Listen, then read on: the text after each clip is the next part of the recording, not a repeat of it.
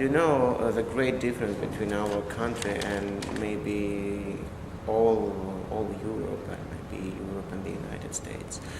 The difference is on the scale of our country, because our country is very big, and probably it's too big, and probably many kilometers are not explored. I mean, musically explored. And of course, I can say that there are two very important cities, Moscow and St. Petersburg, and maybe few cities in Siberia, some cities of south, but I can say that maybe it's 10 or 12 cities which can be able to invite musicians and to organize some interesting and really big classical events in the country. There are many philharmonic societies also in the Volga region and in the central region of Russia, as well as in the north and south. But the conditions of halls, the condition of the orchestras, maybe is really far from ideal, and the financial situation too.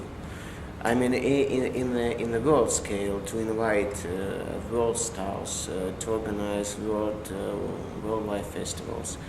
I can proud for my city because we have a really great festival, Sakharov Festival, in Nizhny Novgorod, in Gorky, the city where I live. So I think that this festival is on the Festival Association, and we had all really favorite artists, Yuri Bashmet and Rostropovich and Kerkev, so I can be proud. What other? I think that the crisis, the financial crisis and the classical music crisis, unfortunately still continue to be. You know, there's a crisis of record companies. That is the crisis of the conductors, of the composers, and because maybe because of the great industrial progress and great technical progress, it's not necessary to come to the concerts because you have internet and you can download everything, and very often for free of charge. So you don't have to pay. You have probably at home you can have much more better acoustic conditions than sometimes in the halls.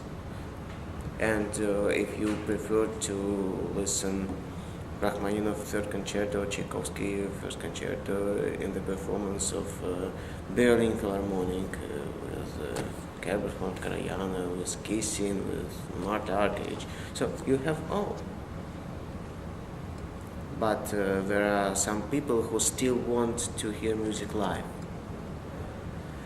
And then I can say that most of them are very enthusiastic.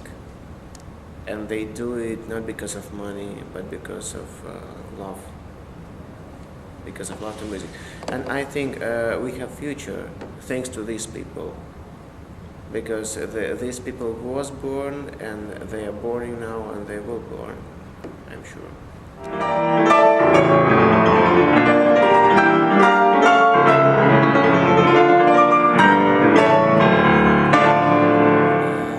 Musician cannot live without concerts. That's the point. Of course, many events has been cancelled last year.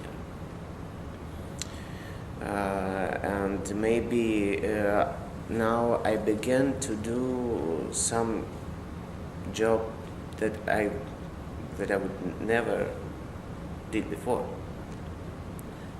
To make calls, to write letters, to contact people myself, because officially I'm on the list in some agency. I don't want to call the name now, but they promised to organize 1 year of management, and they did just 2 engagements. And it's not only their fault, it's the fault of this global crisis. But for classical musicians to exist, you have to be a manager, you have to be a businessman, the organizer, the sponsor sometimes, and the risk man. But that's the situation. So now I can say that I'm not only a pianist, but I'm the manager myself.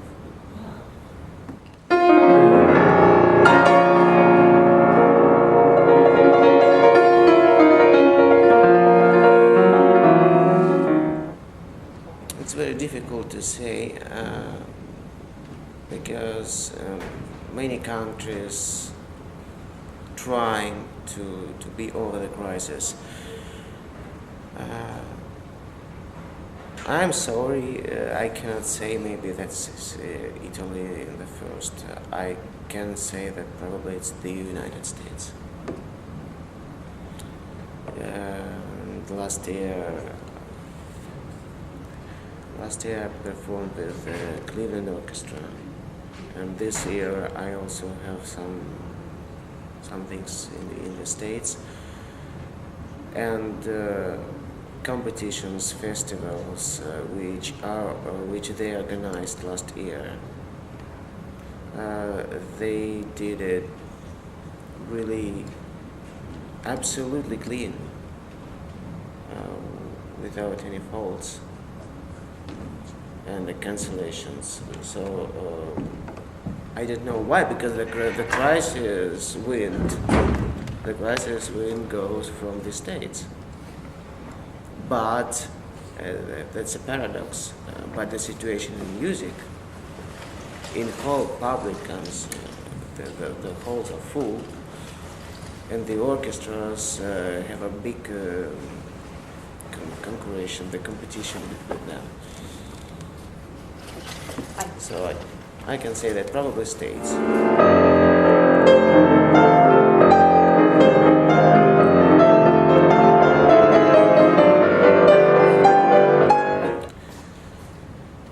Now, first of all, I would like to say Mikhail Pletnev and Grigory Sokolov. Not because they are Russians. I think you know that they are famous all over the world. But they have the deepest relation to their art. And their art is not like circus, it's not like show. It's very deep and it's very concentrated on the music. Unfortunately, you know maybe that Mikhail Pletnev stopped to play piano, and he now conducts the Russian National Orchestra and still composing.